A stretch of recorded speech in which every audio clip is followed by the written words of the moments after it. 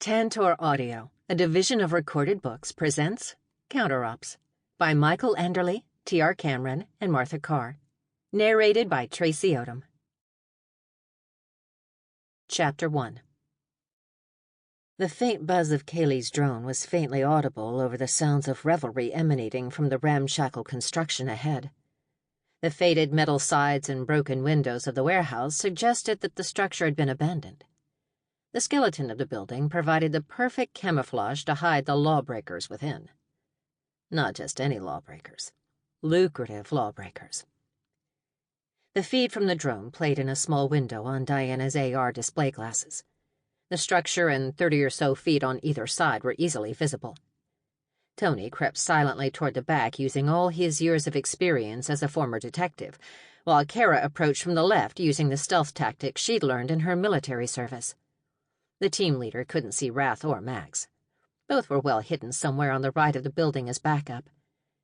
The human members of the team had agreed that the less frequently the troll was seen with their bounty hunter personas, the better.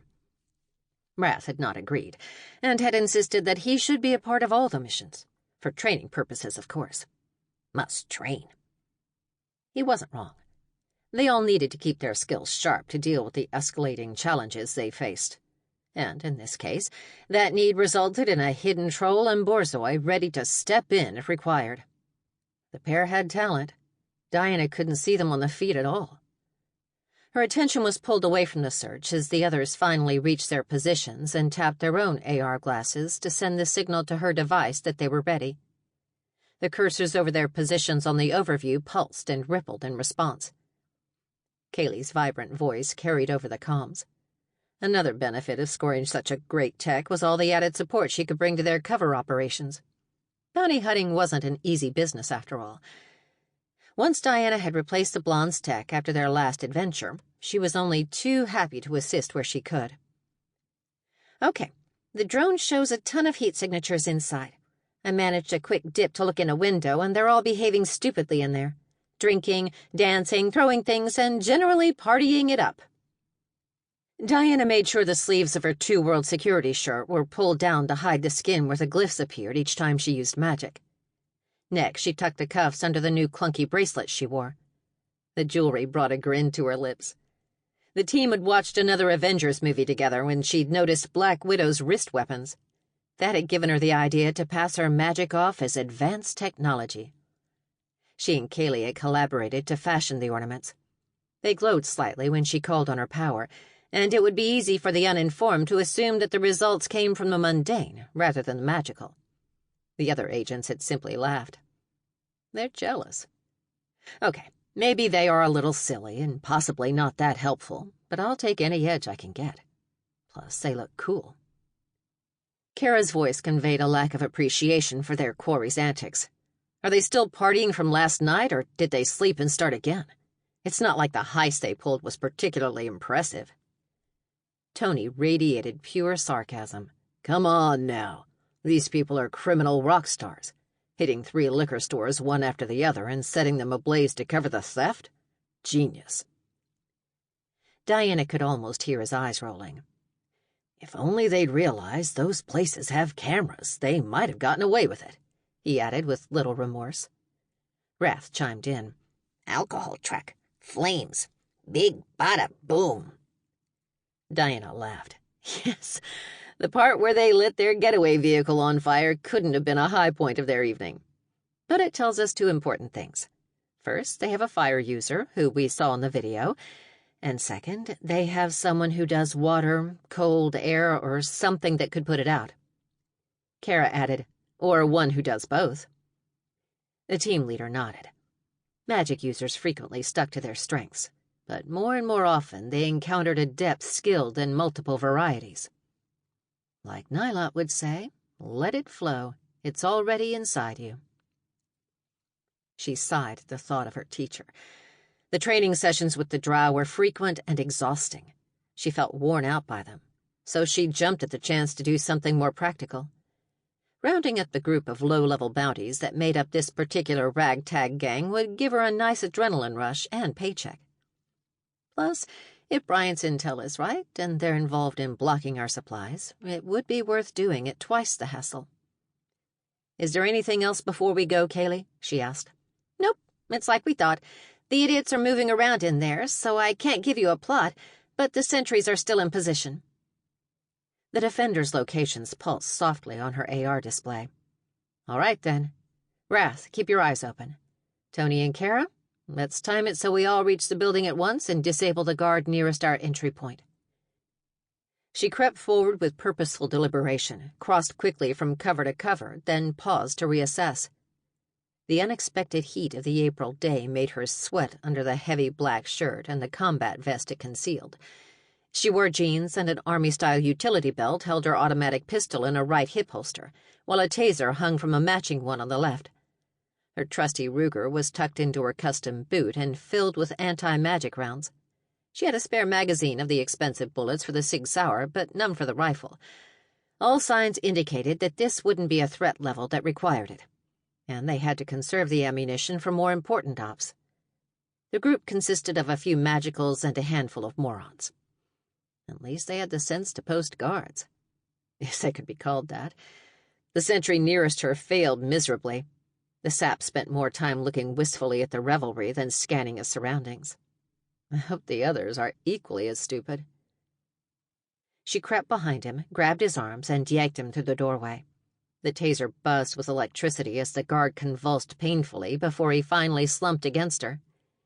She released her grip on the trigger and lunged to guide the body to the ground before she delivered a sharp blow to his head that knocked him out. Her quick, "target down," was echoed by Kara and Tony shortly thereafter. She felt a flush of pride at the team's efficiency. "Bam, Pittsburgh kicks serious ass, and don't you forget it. Whoever you are." Her mental voice laughed, but sounded far more mocking than amused. Why am I talking to myself? She shook her head and peeked around the small metal doorframe. The warehouse had a basic design.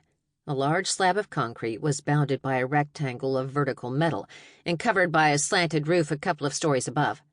Large beams created a grid at the top that attached to regularly spaced support girders that had been bolted and anchored into the floor. 2 box trucks about the size of a typical U-Haul were parked at random angles facing toward the interior of the building.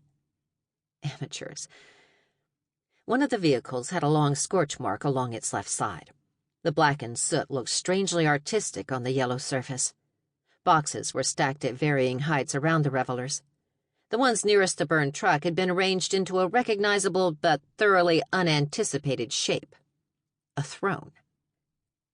A pirate, who had clearly been influenced by the Disney films, right down to the scraggly facial hair and raggedy hat, sprawled on the surface. Diana blinked to clear her eyes, but he was still there. "Do you see this, or am I finally having that breakdown I've expected?" Tony snorted. "If you're referring to the Jack Sparrow wannabe, I see him too." Kara chuckled. "I love this job. Every day is a new adventure." "Yeah, in stupidity," he countered. Diana couldn't argue the point. "Okay, it's probably safe to assume that pretty boy there is one of our magic users. Be on the lookout for any others." She stuck her head around for another quick glance at the room. This time she saw a group of women scantily clad in nightclub attire fawning on either side of the would-be rogue. We may have some civilians present. Those ladies don't look like they spent their evening robbing liquor stores. Kayleigh's voice preempted any other responses. "I've taken the feeds from your glasses and run facial recognition. We have nothing on the women, and no additional bounties are present. The ones we knew of are magicals, but we still have no clear indication as to what their powers are.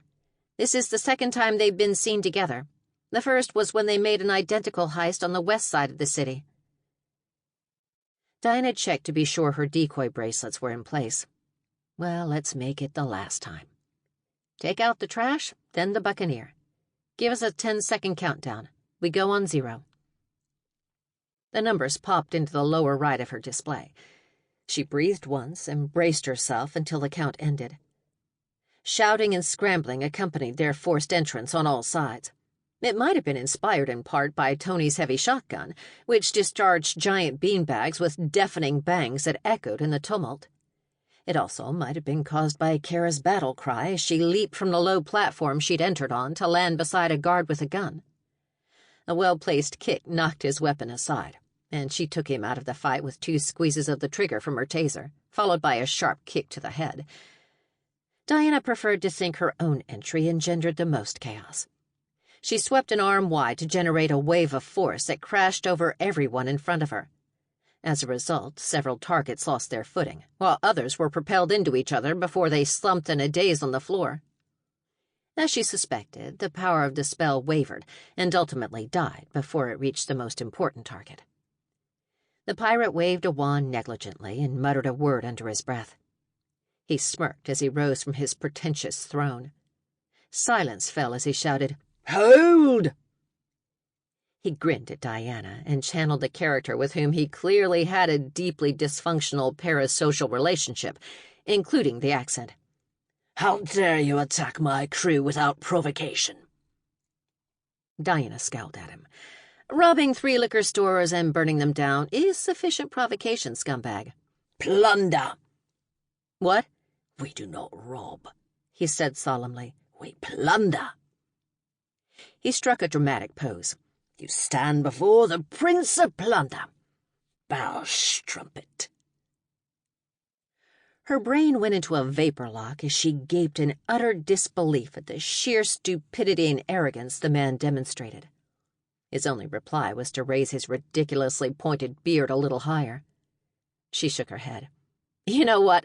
Let's discuss it after." The aspiring prince frowned. "After?" She thrust both hands toward him, used the left to gently guide the half-dressed strumpet on that side away from him, and directed a blast of force at him with the other. He twisted with a grace and agility that belied his previous mannerisms and brought his wand up in an arc. The blade of translucent energy that extended from it intercepted her attack and redirected it to collide with a stack of liquor crates partway across the room. The contents shattered and spread the liquid in a geyser of alcohol, followed by a low burble that dripped down the remains to form a pool on the cement floor. Diana yelled and charged. The world slowed in a manner to which she had become accustomed when dealing with combative magics. Her danger sense had been a lifesaver on more than one occasion, and it still served her well. However, on previous occasions, the power had only allowed time to slow. This time, her view of the situation expanded beyond her normal frame of vision. She saw Tony at a diagonal angle to her left. Carr was almost directly behind her, and yet she could see the former soldier clearly. The detective swung his shotgun barrel down inch by inch to target the first thug that attacked him. Given the criminal's size, he probably had a Kayleigh somewhere in his family tree. She watched the beanbag leave the weapon in its inevitable trajectory toward the hulking form's head. Carr was a blur, even in slow motion, as she launched a double punch in one direction and a kick in the other, a single leg planted firmly to support her weight as she struck.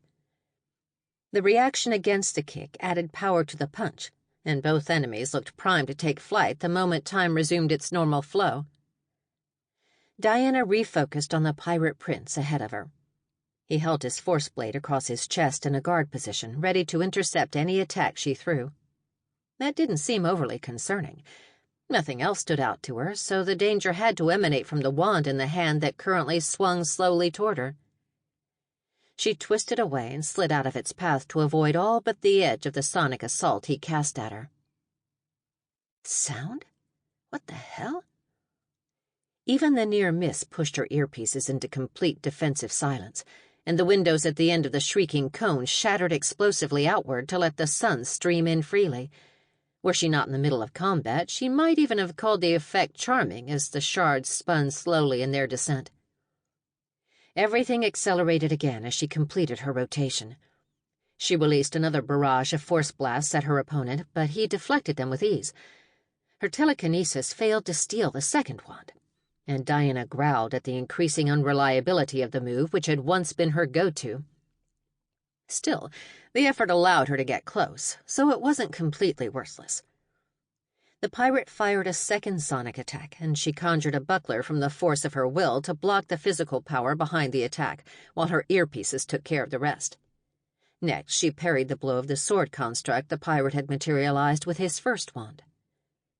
She popped his knee with a light telekinetic push that jarred his leg and threw his balance off. The opening was small, but it was enough to land a punch if she was quick enough.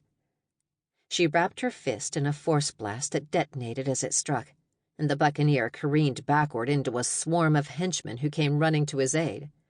They fell like so many bowling pins, and a smile played on her lips. "Strike, scumbags!" Tony and Kara arrived soon after and joined her in victory. A quick glance confirmed the unconscious and broken criminals the partners had left in their wake. The pirate pushed himself up with a groan and rose to his feet. "Nice hit, lassie." Diana looked at the woman beside her. "Did he call me a dog?" Kara snorted. "Technically, he called you a bitch, which, to be fair, is probably better than when he called you a whore earlier." "Strumpet means prostitute?" Tony nodded, and Diana turned to the pirate with a scowl. "Did you really call me both a whore and a bitch?" He shook his head. "That's not exactly how I meant it, but, well, if the boot fits." He raised his hands in an offensive stance, then spun and ran through an opening between the boxes beside him. The BAM agent sprinted in pursuit, only to skid to a stop as another mass of foes materialized between them and their quarry. Kara cracked her knuckles. "I wondered where the rest of these noobs were hiding." "Noobs?" Tony asked. Kara's voice was incredulous. "Noobs. Newbies. Like new video game players." The former detective didn't fill the expectant pause. "Geez, Tony, how ancient are you?" Diana laughed. "I love my team, even the ancient members." "Wrath, bad guy on his way out. Fancy hat, interesting clothes. He's all yours." She rolled her neck and grinned at the enemies facing them. "We have to take out more trash." Chapter 2. Wrath and Max crouched in the tall grass near the exit route, as planned. The trap wasn't intentional, but it helped to have contingencies in mind in the event of an ineffective takedown. "Things never go perfectly. Wouldn't be any fun if they did." Over the tiny headset he wore, he quoted, "I shall call him Squishy, and he shall be mine." Laughter mingled with the cries of pain that emanated from the fight on the other end of the comms. Kayleigh and Diana had rigged a carrying harness for Max's field adventures. Wrath rode in his customary position at the dog's collar, which had been given additional rings to grasp for stability. There were even a couple of footholds that had been stitched into the weave in case he needed them. The Borzoi wore a set of linked straps on his back that contained the troll's batons, a pair of pepper grenades, and the larger version of his headset. They still hadn't solved the problem of transporting gear for his largest form, nor of making good defensive equipment for his smallest size. Offense was another matter, though. Wrath had a new weapon to try out today. Emerson had rebuilt his needles and inserted a small carbon fiber cylinder into the center. A metal vial threaded into the base of the grip to feed the device. The one he would draw with his ride held a sedative toxin, and the other contained pure capsaicin, which would make any being unhappy if they were scratched with it, especially if that scratch happened in a sensitive area. 3 loud bangs resounded as metal slammed against metal like a heavy drum. "A group left out the right side, 3 different doors," Kayleigh reported. Wrath frowned. They'd only identified a single exit at the center of the building, near where he and Max laid in wait. It would be irritating if the person with the hat came out of another. This bore further investigation. "Here, Squishy. Max, up half." The dog rose slightly to allow him a view over the top of the long grass. His purple hair would look much like a weed's flowering blossom. He chuckled to himself as the thought settled in. Troll flower. He scanned the area and confirmed Kayleigh's findings. Many frightened people spewed out 2 doors on the far sides of the warehouse wall that hadn't initially shown up on the drone's camera. It was likely that an illusion or glamour of some sort had been used to conceal them. The sound of curses and selfish exhortations that echoed from the newly revealed entrances confirmed that others had yet to come. A few vehicles rested in the worn patches of dirt and grass. Their tires had done an exceptional job of trampling the vegetation and revealing the minefield of potholes that lay beneath. A few piles of old equipment rusted in disarray and tripped some of the men in their flight. Wrath chuckled. A cluster of enemies emerged together from the main exit in a tight formation. The troll recognized the signs of an escort from all the movies he'd watched as he'd studied the culture and language of Earth. He risked a single hop above his cover for a better look. He smiled and whispered, "Drink up, me hearties, yo-ho." Then he leaned down and spoke his instructions quietly. "Max, the one in the middle. Charge, then run away. Don't stop." The Borzoi dipped his long nose in acknowledgement and rose to his full height. A shudder went through him as he shook softly to warm up his muscles before they hurtled forward. Wrath loved every second of riding the dog, regardless of the reason. The world turned into a great-colored blur as the breeze generated by his companion's gait blew past his ears. Max wove through the legs of the nearest targets before they had time to react. The men yelled, and the dog's paws scrabbled as he switched directions to find a new gap to exploit. The troll used their momentum to leap forward in an arc trajectory. He landed cleanly on the man's long coat and scrambled up, using the creases in the heavy fabric as stairs, footholds, and handholds. He tuned out the shouts of dismay and the jostling that surrounded him. Max had done well as a distraction, but now it was up to him to fulfill his part. He reached the pirate's shoulder and considered going for his favorite target, but the enemy's eardrum was a longer climb, and the blood vessels in his neck were inches away. Wrath drew the needles from his back and stabbed the one in his right hand into his foe's flesh. With a wide grin, he pushed the injection button and administered the sedative. Emerson had promised that it would be fast-acting. The man stumbled after only 2 steps before he began to fall. As the pirate toppled, Wrath leaped onto the nearest henchman and clutched his long beard and used it to swing across the front of the man's body and up toward his face.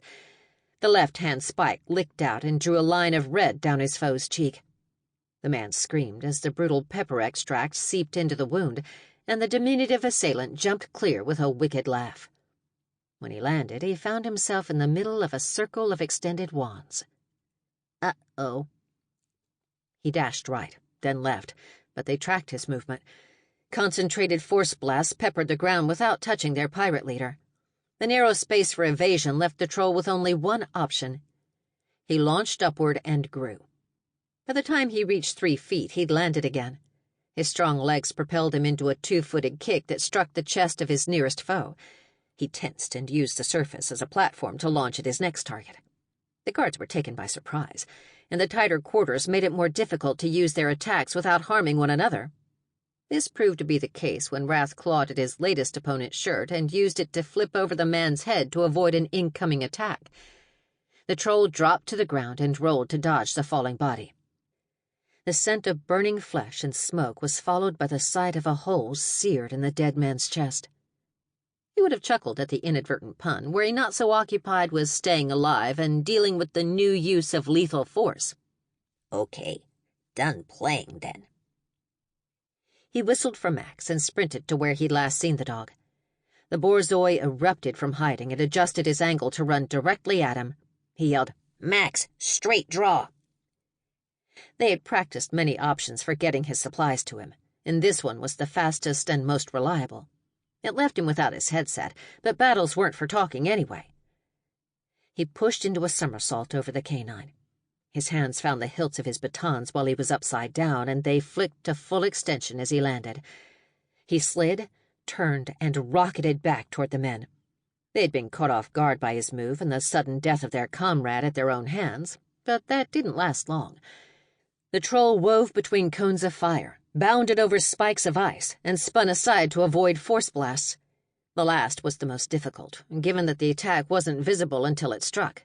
But training with Diana had given him a sense of how the power worked and its general range. The men also weren't prepared to deal with his speed and failed to adjust to his evasions. "Idiots. Should train more." The criminals from the other doors gathered in a group closer to the building, and a smaller number had interposed themselves between the troll and the car the henchmen currently shoved their fallen leader into. The sound of his head striking the metal as they fought to shove him inside made Wrath smile. but the giant man who stepped in front to block his view erased it. He held a large knife in his left hand and a wand in his right.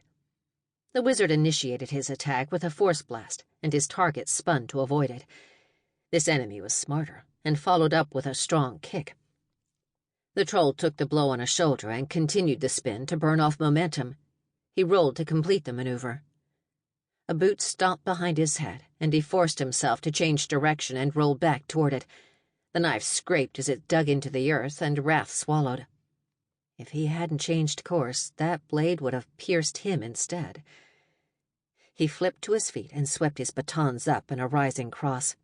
It deflected the man's incoming punch, but the low force blast that followed threw him back, knocked his legs from beneath him, and dropped him on his face.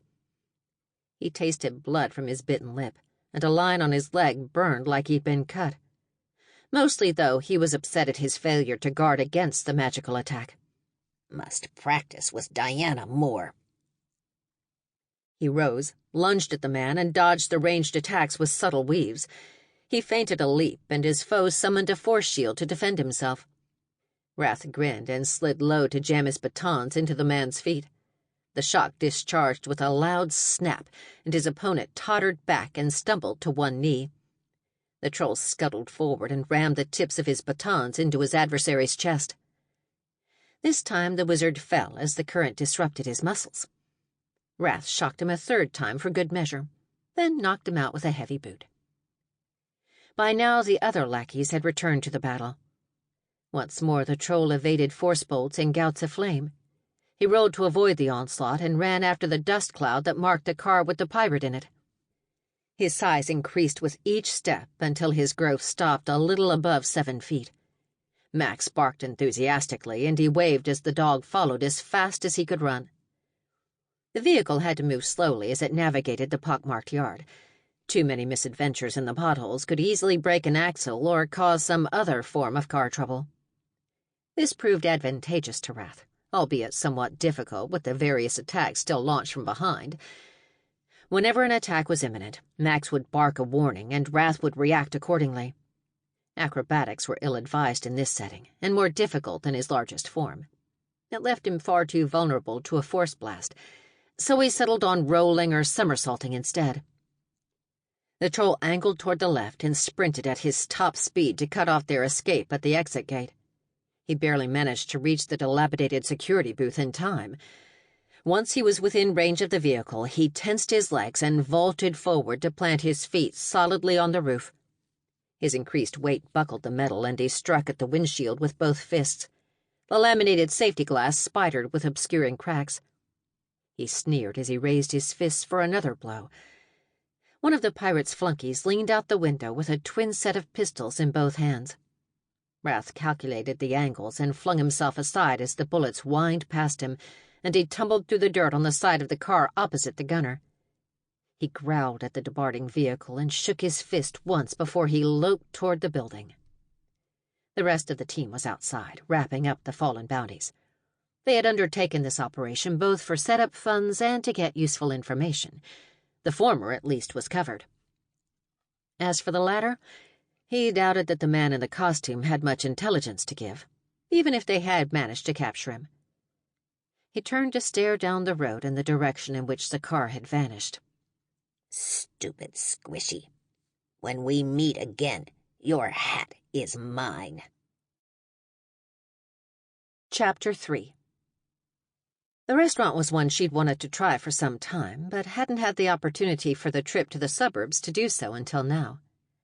Busy, busy, busy, and there are so many great places in town. The fact that Kara and Tony had been in the area marketing the security agency provided the needed excuse for the gathering, and she was in a good mood as she pulled the doors open. Plus, finding our missing shipment of anti-magic bullets in the warehouse was a huge bonus. The inside was appropriately dark and filled with twinkling lights, skeletons, and other paraphernalia celebrating Dia de los Muertos. Rumor had it that the burritos were excellent and the beer selection formidable, which had been enough to put it high on her list. Wrath trailed a step behind her as Diana entered and offered a "whoa" of astonishment. If the host was surprised to see a 3-foot-tall, purple-haired troll entering the establishment, he didn't show it. "Your party is in the back." She took a moment to wonder how he knew, then realized that wrath was probably a good way to identify her. Yet another reason to keep him on the... Sample complete. Ready to continue?